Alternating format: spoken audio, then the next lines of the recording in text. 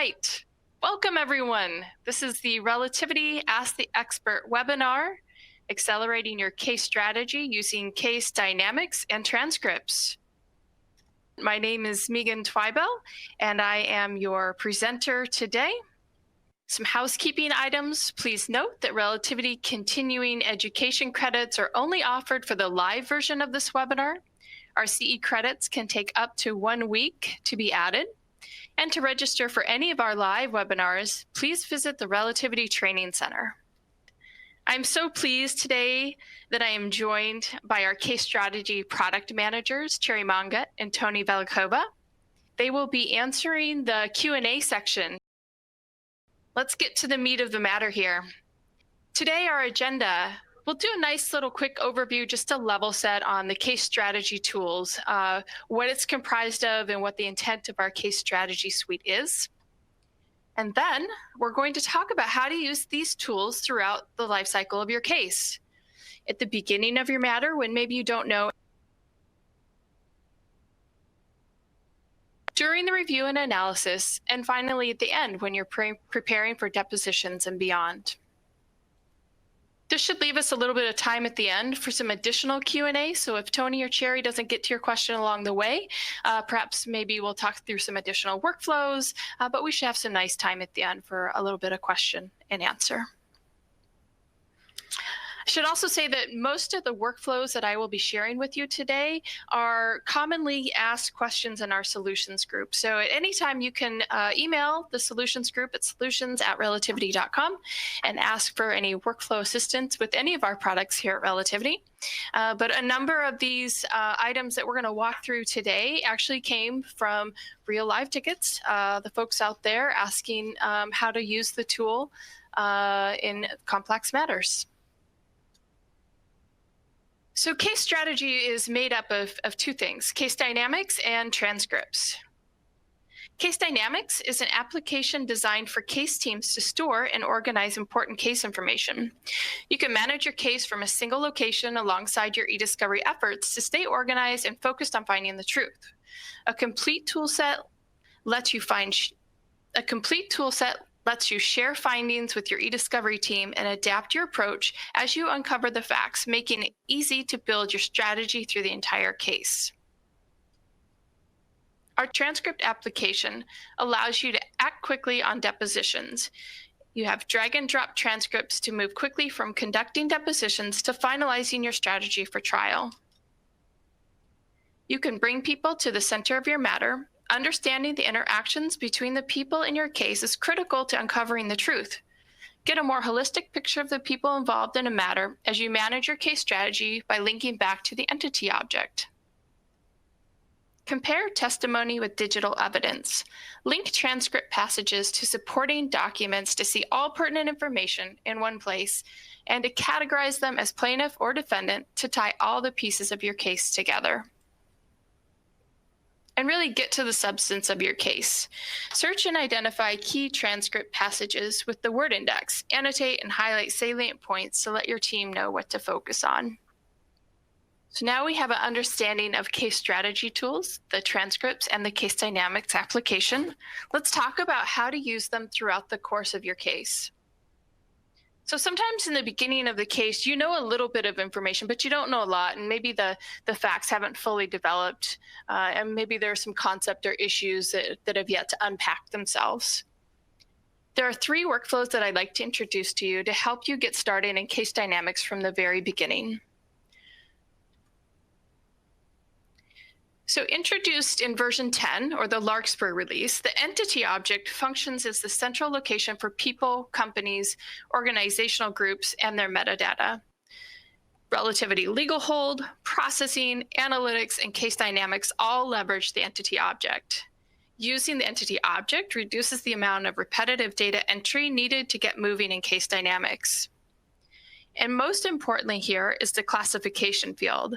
This classification field from the entity object introduces this entity data into the case dynamic pick list.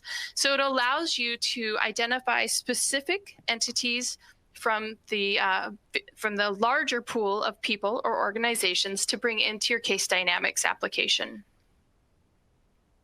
So just from the beginning, you're able to search through your existing entities and pull out those that you want to bring in and focus on. Now, alternatively, if you haven't processed data or you haven't built out that entity list, you can also import entities. And you can do this by creating a CSV, so an overlay to import through your RDC. Now, here's an example of a particular load file that I've made for myself. And what's important here is that I've done myself a favor. I've named the column headers by the actual field names within Relativity. And most critical to this overlay are the full name, which is the unique identifier, the classification field, and the type field. And via the Relativity desktop client, I can then append an overlay to the full name. What's great here is that even if I have an entity that exists already in my workspace, I can introduce additional metadata fields to that entity via the overlay. So it's not uncommon in your case files that somebody probably has already gone through and created some kind of an index of the key players, and maybe they've gathered information. And so this information is already existing out in your case files. And so it's a really great way to use the RDC to bring that information in instead of having someone go through and do any data entry. The second thing you can do from the beginning of your case, once you set up your entities, you can create a timeline just based on the entities. So if I say, as in this example, I would like a timeline based on one of my key focus people, Maxine Wolf. And if in the very beginning, I say, I want a timeline to build anytime a fact has been associated to Maxine Wolf, that timeline continues to build throughout the life cycle of your case as you're building your case dynamic application. And last, the third way you can kickstart your case is to use existing content that's outside of your Relativity environment. So you can use your complaint. If you have particular facts that are built out within the complaint, you can copy and paste that information into your outlines. You can use any case summary, news articles, critical emails, anything that already exists where some thoughts are being brought together and some considerations are being made, and you want to begin to build out that information within your Relativity environment. You can go ahead and use that information right from the text that already exists. So today, we're going to walk through a fictional case. Our case is Cerdito v. Wolf Development. We'll organize our data, discover the truth, and decide in the end what caused the destruction of the Cerdito homes. Let's walk through these 3 kickstarting ideas that I've just shown you. Here's my workspace. It's at the very beginning, and I don't really know too much, but I've had some processing done. So the first thing I want to do is go to my key entities, to my entities object, and I have 15 entities that already exist. Now, I do know that the Cerdito family, Brutus, Cassidy, and Mallory, I want to focus on in my case dynamics application. I also want to focus on Maxine Wolf. So this is nice. I can see these at face value, but I could also use my search panel to search for particular entities. You'll notice that no classification has been assigned to these 4 entities. So I'll go ahead and use the mass action to edit these 4 entities. I'll update.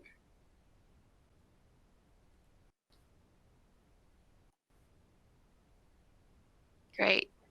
Now, by doing so, these entities are available to me in my case dynamics pick list. There are also views that come in with the case dynamics application. And I can see that now that these views are populating. Okay, we talked about creating a timeline. So let's go ahead and build our timeline. If I move over to the Case Dynamics Timeline Builder tab, I want to set up that Wolf timeline. This is conditional. So now I can set my condition to any time a key entity is mentioned.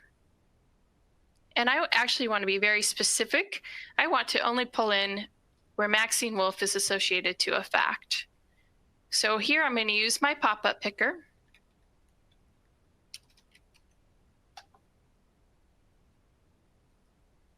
Add and set my value. And now I've made my timeline.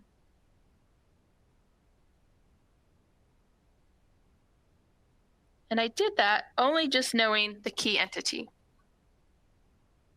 Now, the third thing I can do to kickstart my case is go ahead and set out an outline.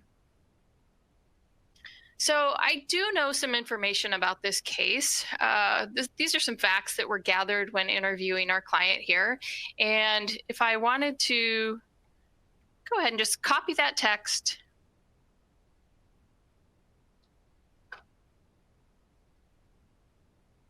move over to my outline, create a new outline.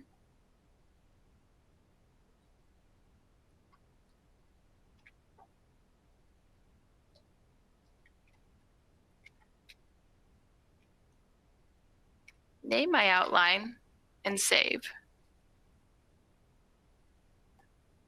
So what that's doing for myself is creating a place within my case dynamics application where I can start to look at key events, key people, maybe some facts, and start to build some issues. We'll come back to this outline in a little bit. But there, without knowing too much about my case or doing any review in my workspace, I've already set myself up for success as the case moves along.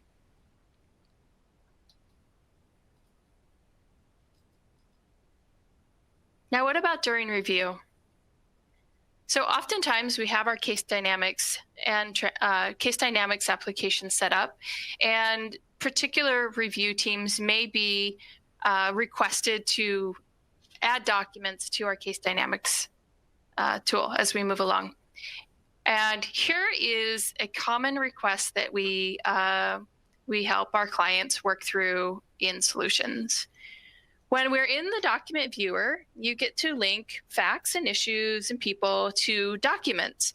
And it's awesome. You get to start building your case, you're relating your documents. And the one thing that might happen is that as you're building these tools, these objects along, you may decide that it could be that I actually also need to link people to issues. But because we're in the document viewer, some folks are actually just moving out of the document viewer back into case dynamics. But today I'm really excited to show you how to stay within the document viewer and to continue to build your case dynamics objects and links just right in from the document viewer. So we're definitely going to do that in our demo portion. The other thing that I want you to think about during your review process is how you have your dashboard set up. Here is an area where I do have a finalized version of this in your PowerPoint, but you can introduce your case dynamics objects into your document table dashboards. And some suggestions where you would want to do this is perhaps providing the top 10, the facts or the issues. Now, how about also building a dashboard that contains communication analysis? So by using name normalization in your analytics suite, you're identifying information based on the names and the communication. And what about clustering? You can absolutely use our analytics suite in combination with case dynamics. And here's a great example of a dashboard that you can present for your case teams, where interactively, if I'm moving through either the communication analysis or my facts in my case dynamics coding, then I can see how this is dynamically changing within the document set. So I'd encourage you, if you're using these tools, to build out this particular dashboard. Okay, so let's get back to our workspace. Just going to pop into a new workspace, a little bit more mature. Things are moving along. Let's take a look at that dashboard I just showed you. There it is in full beauty.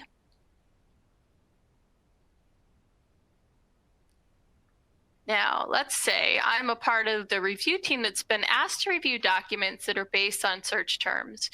So here in our Sordito v. Wolf case, we have a number of search terms here because there's some question as to whether or not the Sordito siblings' homes were destroyed by unnatural windstorms, or was it something else?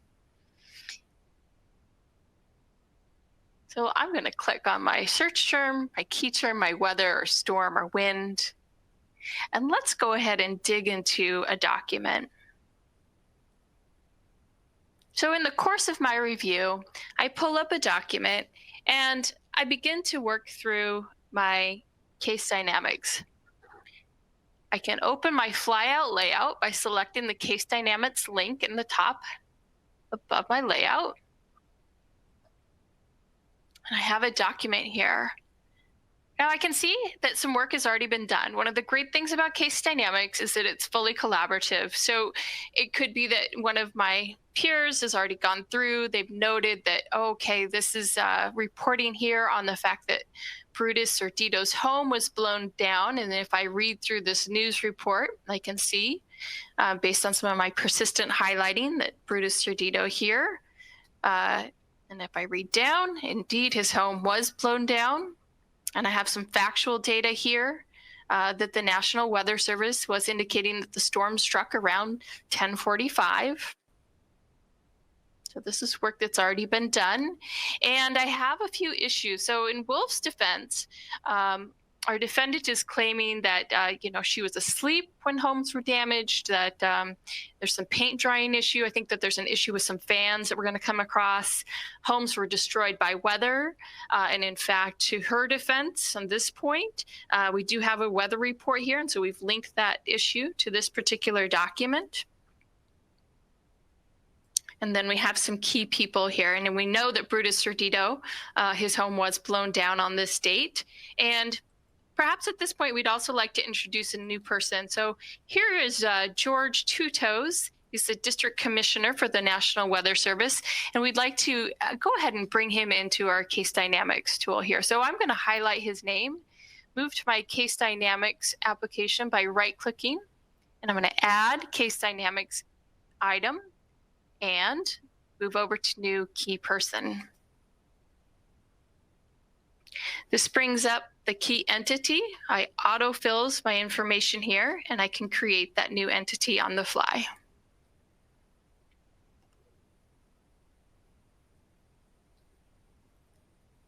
And now I've linked the key person, George Two Toes, to this document. But I would be interested in adding some information about George here. And so I think this is where some of our users have left the document viewer. They go back out to the case dynamics application when in fact, you can do it right here. So if I move to my layout and I select the pencil or edit icon to the right of George Two Toes, this then opens up a pop-up window in edit mode to the layout, to my key person. And here, right now, I don't need to leave my document viewer. I can do some case dynamics right from the document viewer. George is a fact witness. So let's go ahead and add George here in the role in litigation. And if I wanted to add the title, I could certainly manage, assuming that I had my add the link on the fly here. I could add his title here. And if I wanted to make any notes in this notes field, I could do so, but I can save that work right now.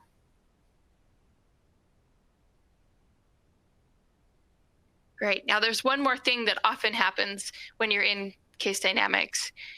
If I wanted to link Brutus to this fact, so here's the home of Brutus Sordito blown down. Now this fact is linked to the document, and we also have the fact that Brutus Sordito is also linked to this document. But sometimes, not always, we want to link a person or a key people or key organization to a fact. We can do that right here. If I click on the fact itself, again, this opens up my pop-up window. I don't need to leave the document viewer. I can move down to the bottom of the layout, I can move to my key entities, and right here, I can link this key person, Brutus Sordito, to my fact.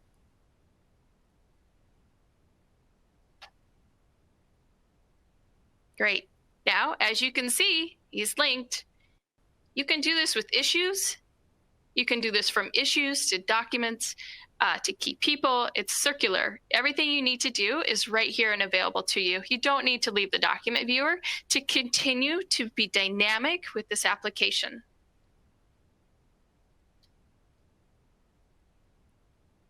Great. All right. Coming to the end of our case. So we want to talk about using the tools during deposition, preparing for deposition, and those things that happen beyond deposition, getting into our transcripts. So for depositions, one of the objects in case dynamics is the interview questions. And what's great about that is you can begin to prepare questions that you may want to ask particular witnesses and pull in documents into a deposition binder. But you can use the application here to help you create those binders. And then once your deposition is done and you've brought in the transcript to your workspace, then you can begin to track the answers. And then the beyond part is building reports. And so we're going to walk through a couple of reports today and see how we can use all of the reporting functions. Second to that, we have our transcripts. And here's an idea that I want to introduce to you. The deposition designations are simply the identification by page and line number of any important deposition testimony which one party intends to introduce into evidence in trial. So that's, like if we give the definition of what a designation is, that's what we would think of. However, in your transcript application, you actually could use the designation to perhaps link actual issue coding within the transcript itself. So if you were to link your issues, either your document table issue or your case dynamic issue to a transcript, it's just going to be at the document level. But you could use the designation tool to identify key pieces of testimony within the transcript for specific issues. Now, here's this example. I've actually done myself a little favor. I've started any of my defendant's case type things with D and my plaintiff with P. You can come up with whatever kind of naming system that makes most sense to you. But I'm just suggesting here that this designation tool could be used for so much more. And in fact, and then I guess the third thing that we could do here is really just call out some key testimony. And what's great about the designations in the transcript tool is that you have some reporting features. So you can move out of the document table tab back to the transcript designation tab and run searches based on your coding for your designation. And we'll take a look at that as well. Let's do these things. Here we go. Okay, we're back in our case. We're preparing for our deposition. So I'm going to move over back to case dynamics, to my interview questions tab. Here I'm in my interview questions. Now, I've done myself a little bit of a favor. We have the standard views that are available to you, but now knowing ahead of time that at some point we would be deposing Maxine Wolf, I've gone ahead and created a view that's conditional based on any of the questions that we wanted to ask Maxine Wolf. So we had just basically 3 key areas that we wanted to ask. What did her company, Wolf Development, want to do with the properties? Why did she have a wind machine?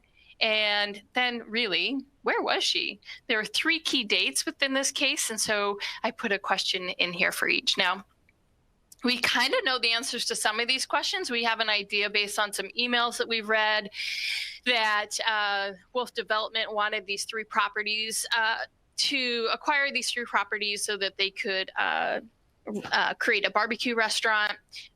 We're really not sure why wolf development needed a industrial wind machine, so we've left that open. But we do have some documentation that we'd like to refer to during our deposition, and then we have some key pieces of questioning here.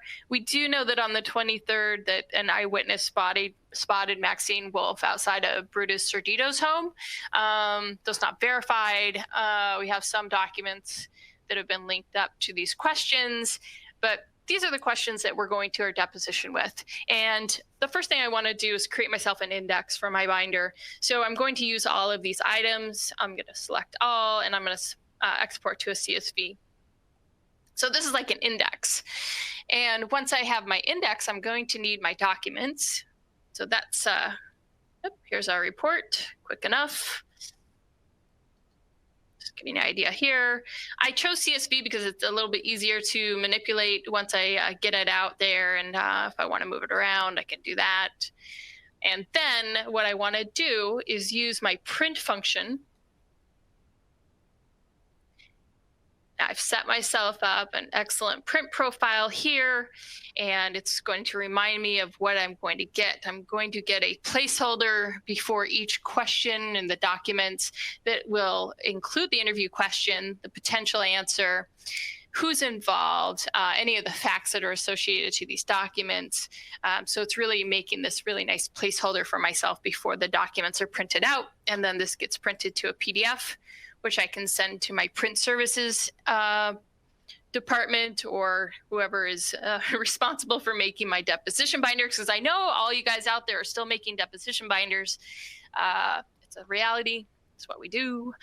But here is my PDF. So here's my placeholder. Here's my interview question. And here's my first question. Right, reminding myself here in my index, what did Wolf Development want to do with the properties? We think the answer is the barbecue restaurant, and we'll explore that during the depositions. The people who are involved are Maxine Wolf, Wolf Development. So we may need to explore who in Wolf Development might be involved in this barbecue restaurant project. And then we have our documents. As I scroll down through this PDF, here are my documents, and I've set up for printing. I have my Bates number on here. Interestingly enough, yes, this is some chatter, some intercompany chatter about what Wolf Development plans to do with these properties. And then I can send that off for printing, and we're good to go for our deposition binders. Okay, so we have our deposition. Coming back from the deposition, we have our transcript. I'll go ahead and move back to my documents folder browser, and here are my transcript. Here we go. Now, during the deposition, we learned that actually Maxine says she was asleep. A lot of the time when some of these unnatural windstorms were coming through and blowing down the Sordito family homes. So my case team came back. They said, "Hey, Megan, can you go link up some of those answers? We have the questions, but let's do some reporting on the answers." So I'm going to go ahead and open my Word index, and I guess I'll just key in sleep. So if I'm looking for sleep within my transcript here, here's my first indication of sleep. Now, if I roll over my Word index, my page line marker here, I don't necessarily need to hop to it in my transcript itself, but I can scroll over. I can see, let's dig into this. Let's get in here. All right. Okay. Well, it looks like some work is being done in this transcript, and as I read through, yeah. Okay. So if I'm going up to, let's see, okay, here's the question. Here's our team hard at work. Were you ever in Hamilton on either of these nights? So we're looking at March 15th and 16th. And if I remind myself over here, my interview questions are, where was she? 15th and 16th. It appears she slept. Slept. She's sleeping. Okay. So we can do a couple things here in our transcript. We've gone ahead and already designated using our designations here that she was asleep. And in fact, we can then add this information to our interview question as an answer. So I highlight the area that I want. You know what? Actually, let's grab a little bit more. I'm going to link to my case dynamic item, the interview question. So once I've done that on my interview questions, I need to indicate which interview question I'd like to update. So let's start with the 15th. I'm going to update the interview answer field and save my work. Now I could do that again for the 16th, but let's just take a look. So here's my 15th. I'm going to open up my object here and aha, great, I've gone ahead and answered my question. So now when I print off my question answer report, I'll have not just the answer, but the testimony that answers the question.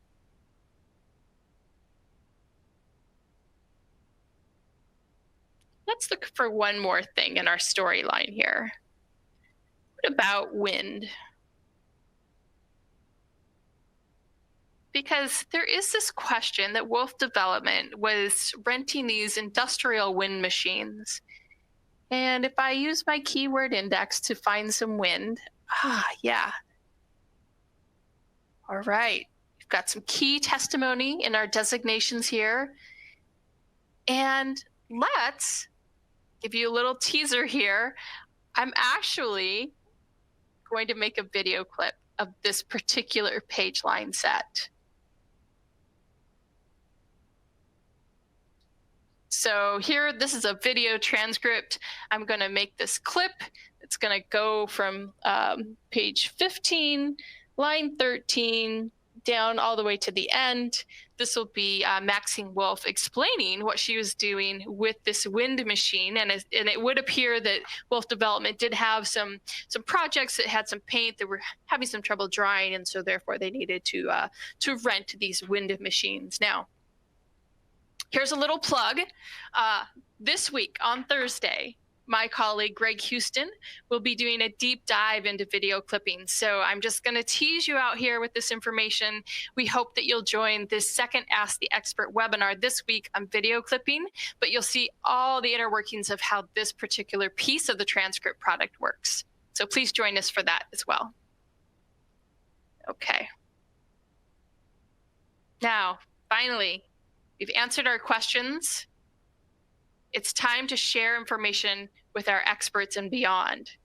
In Case Dynamics, we have a number of ways to report. And here I've created this report for myself. I need to present an expert witness package. So I have a particular consultant that I want to interact with, and I would like to send this consultant information about Wolf's testimony, information about the documents, supporting or otherwise documents. And so now I'm going to use my report sets to generate this offline report. These reports are packaged together into a zip file and presented into an HTML format with associated documents. And I have the control to decide what I want to be presenting in this report. So here, I've added all of my facts here where Maxine was involved, and I've also added any of my issues and any of the documents that are associated with the issues, as well as any of my key people and documents associated with the key people. And finally, my interview questions and answers. And here's our answer on the March 15th. And here's where we added that text into that long text field, the interview answer field. And I want to share this outside of my Relativity environment. So I've gone ahead and I would click on Generate Report. Once the report's generated, you'll see here that you get a zip file. This zip file stays here and here, so you can store it here. You can come back to it. You can create additional report files. And what will that look like here? So let's go ahead and open that up. And what I've done, I have my zip file, and I've expanded it. Here we are, and I have these HTML files. So if I wanted to send the interview questions, it's going to open into an HTML viewer. You'll see here, here's my question, my answer, and my supporting documentation. And if I click on that image on the link, I actually want to open that in Chrome. Fantastic. And here, again, what do we want to do with the properties? Live software demo. Because this is a package, our documents are linked in here. So we have our entity documents. Well, that's embarrassing. Oh, here we go. Okay. Oh. Go backwards.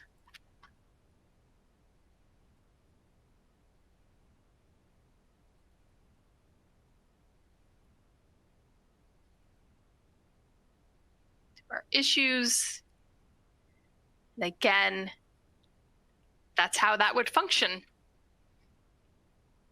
So here is a receipt for Maxine. This was presented during our deposition. Super industrial grade wind machine. Proving the rental of that van. We go down through, and again, these reports can be customized based on the information that you're linking here in the report. All right. That is how we're going to share information out. Now, as a recap, what have we done? What have we done today? We've talked about how using entities to populate your case dynamics picker can be done in the beginning of your project via the classification field, or you can introduce these by importing in the RDC. Can build conditional timelines based on entities from the beginning of your case.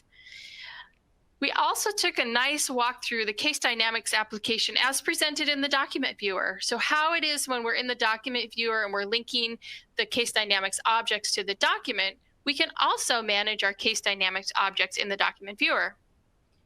We walked through how to prepare for a deposition, how to create an index for your deposition binder, and to pull all the documents together. And finally, we looked at ways to collaborate through the reporting function that you can share information outside of the relativity environment. Now, before we get to the final reveal on our timeline that we were building as we were moving along, let's go ahead and get through some of your questions. Now, I know that I've been enjoying talking here, and Tony and Cherry have been moving along answering questions. So let me just take a pause for a minute here. We're at about a quarter to the hour, and let's see if I can pull up any of these unanswered questions here. And so just give me a quick moment. Great question. Okay. Can you coordinate complaint content for concept searching and or categorization directly? Yeah, absolutely. I'm glad that you thought about that. You could take the complaint content and copy that into your search, your concept search, and run that through. So you could go through and find similar documents based on content from your complaint. So yeah, that's a classic workflow that we suggest when we're doing analytics training and we're talking about using the conceptual index to find documents. So yes, you could definitely paste content directly from your complaint into your conceptual search and go through and find documents based on that information. That's a great workflow suggestion. Are the people you linked or entered in the coding panel to a fact or issue able to be seen under those tabs in Case Dynamics? Yes. Yeah, so once you leave the document table and you are going back into Case Dynamics, you will be able to see those people. So let's take a look. What did we do? So we linked Brutus Sordito to the fact that his home was blown down. So we had a fact. Here it is. Home of Brutus Sordito blown down. We linked Brutus from the document viewer. And as we move back into the case dynamics application, I'm in that layout. And here I move over to the key entities. And here is where that is showing. So this is the work that we did in the document viewer, but it's here in case dynamics. Great question. Which versions of Relativity have case dynamics and transcripts? So right now, case dynamics and transcripts is an application that you can introduce to your Relativity environment. Previous up to, I think, 9.3, it was known as Fact Manager. And maybe Tony or Jerry can correct me on when the versioning changed. Actually, it might have been 9.5, sorry. But yeah, so case dynamics is an application that doesn't come in with the core starter template, but you can bring it in and it can be templatized. If you want to bring it into your template, you can introduce that via the template. How many variables do we have for editing the views or creating views in case dynamics? Good news, folks. Case dynamics, the application itself, comes standard with a number of layouts and views. And as a part of that application, we advise you to not customize the existing views or layouts. However, you can create your own custom views and layouts to add into your application. And in fact, like one of the things that I've done frequently is create new pop-up pickers. Maybe I want to introduce a very case-specific field, so I can make a new field that sits on one of my case dynamic objects. And I want to have that field available to me in one of my pop-up pickers, so then I'll make a new pop-up picker and a new layout and redirect the layout to a different pop-up picker. You guys can customize this. What's critical is that when you're doing it, that you're just not linking it to the application itself. But yeah, you can customize it. It used to be that you couldn't, but we're getting much more flexible on that and introducing how it is that you can do that. I have a great recipe for that. If you're interested, just hit me up. Solutions@relativity.com and just ask for the customizing case dynamics recipe. Probably should get that published too. Okay. I'm in, what version am I in? Am I in 10 or 10.1? I am in 10.1. So what happened to our timeline? Let's move back to our report set. Remember in the beginning, we made this timeline and we said, you know, hey, anywhere where Maxine Wolf is linked to a fact, let's make a timeline. So here's the work that gets done as we move along. Here's a timeline of Maxine Wolf. Now I've color-coded some of these items, so I have some predatory behavior marked in blue, motivation in light green, use of fans in orange. And so I can see this timeline. It's interesting, to say the least, but here is what I really want to look at. Then I created an all facts timeline. So after, when my case is more mature. So I made this timeline and then I gave it some color coding, and I'll give you guys a little bit of time to read through. My unsupported facts are in gray, predatory behavior in blue, use of fans in orange, admitted facts in yellow, and a key event in red. And with that, I'll leave this up on the screen, but I thank you all for coming today. And I thank Tony and Cherry for being here. We have a number of emails to get through. Thank you so much for joining us. But before you leave, just in the Q&A, just let me know, did Maxine Wolf blow the house down, or was it an unnatural weather event? Oh, you guys are funny. Okay, I'm glad you guys are following the storyline. I always hope to present something that will keep you engaged as we move through all of these workflows. Yes, I'm feeling that there is a decided. She did it. Oh my gosh, great! Thank you guys. Thanks for joining. I appreciate your time. I'm gonna leave this open for a little bit because I'm just too entertained by your answers. But yes, keep keep answering, keep sending questions too. It's fine. Happy it's not the Enron data. Me too.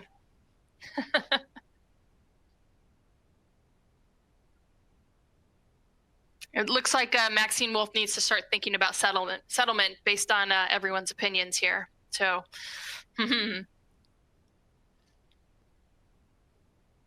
all right. Okay, you guys, I'm going to go ahead and sign off. Thank you again for your time. Feel free to follow up with any questions. If you want to learn more about any of the particular workflows or products, just let me know. Thanks again. Have a great day.